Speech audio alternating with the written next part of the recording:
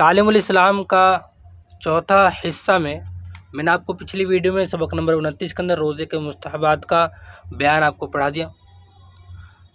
انشاءاللہ آج کی ویڈیو میں سبق نمبر 30 کے اندر روزے کے مکروہات کا بیان پڑھیں گے، ٹھیک ہے۔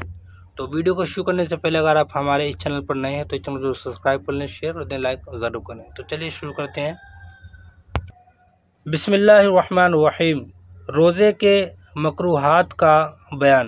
سوال: روزے میں کیا کیا باتیں مکروہ ہیں؟ جواب: نمبر 1، گوند چبانا یا کوئی اور چیز منہ میں ڈالے رکھنا۔ نمبر 2، کوئی چیز چکھنا۔ ہاں، جس عورت کا خاوند سخت اور بد مزاج ہو اسے زبان کی نوک سے سالن کا نمک چکھ لینا جائز ہے۔ نمبر 3، استنجے میں زیادہ پاؤں پھیلا کر بیٹھنا اور کلی یا ناک میں پانی ڈالنے میں مبالغہ کرنا۔ نمبر 4، منہ میں بہت سا تھوک جمع کر کے نگلنا۔ نمبر 5، غیبت کرنا، جھوٹ بولنا، گالی گلوچ کرنا۔ نمبر 6، بے قراری اور گھبراہٹ ظاہر کرنا۔ نمبر 7، نہانے کی حاجت ہو جائے تو غسل کو قصداً صبح صادق کے بعد تک مؤخر کرنا۔ نمبر 8، کوئلے چبا کر یا منجن سے دانت مانجھنا۔ سوال: کن چیزوں سے روزہ مکروہ نہیں ہوتا؟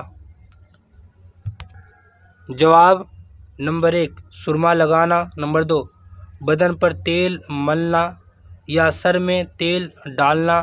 نمبر 3، ٹھنڈک کے لیے غسل کرنا۔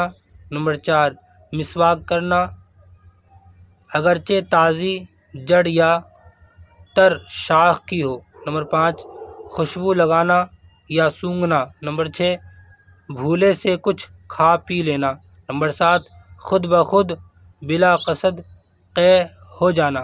نمبر 8، اپنا تھوک نگلنا۔ نمبر 9، بلا قصد مکھی یا دھوئیں کا حلق سے اتر جانا۔ ان تمام چیزوں سے روزہ نہ ٹوٹتا ہے نہ مکروہ ہوتا ہے۔ تو یہ میں نے سبق نمبر 30 کے اندر روزے کے مکروہات کا بیان آپ کو پڑھا دیا۔